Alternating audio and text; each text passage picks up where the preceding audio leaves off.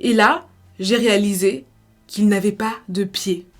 Notre train de l'horreur va à nouveau faire un détour vers l'Asie, et cette fois-ci, nous nous rendons jusqu'en Chine. Je vais vous raconter aujourd'hui une histoire pékinoise qui est très largement considérée comme vraie. Elle aura été relatée par un grand nombre de journaux d'information chinois, et autant vous dire que, tout comme la précédente, j'aurais préféré qu'elle soit fausse. Cette histoire est souvent appelée le dernier bus pour les collines parfumées. Et depuis 1995, bien sûr, son nom a beaucoup changé et les versions ont totalement évolué également. Donc je vais vous raconter la version la plus courante de cette histoire. Nous sommes le 14 novembre 1995, par une nuit orageuse, par une nuit sombre. Li monte dans le dernier bus en direction des collines parfumées de Pékin, situées dans le district de Haidian. Il monte dans le bus, on suppose qu'il est très fatigué, il est assez tard, c'est le dernier bus après tout. Il s'installe confortablement, prêt à faire son petit chemin pour rentrer jusqu'à chez lui, où il va certainement passer une petite soirée tranquille, dîner puis dormir. Et très peu de temps après que Li soit monté dans ce bus de la ligne 302,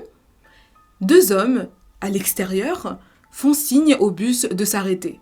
Tous les passagers ont été surpris de voir que ces hommes, il y en avait 3, portaient des robes de la dynastie Qing. Ce ne sont absolument pas des vêtements communs. Et donc pour vous expliquer un petit peu, il y avait 2 hommes qui portaient un 3e homme. Ce 3e homme avait les cheveux très longs, qui étaient mal coiffés, qui étaient un petit peu sales, et il semblait inconscient. Le visage de ces hommes était blanc.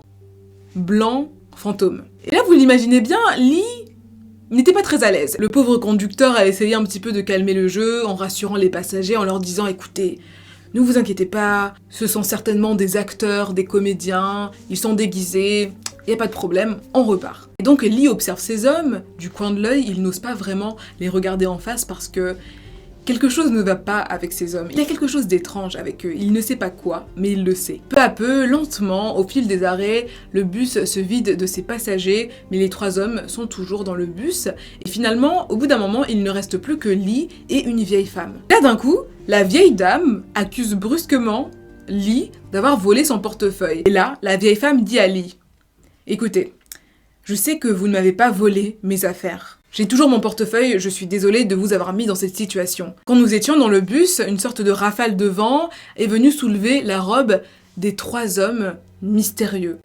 Et là, j'ai réalisé qu'ils n'avaient pas de pied. » Vraiment, genre, je peux vous dire que j'ai des frissons. Le lendemain matin, le bus 302 est porté disparu. Et selon certaines versions, il aura fallu attendre 3 jours avant de le retrouver.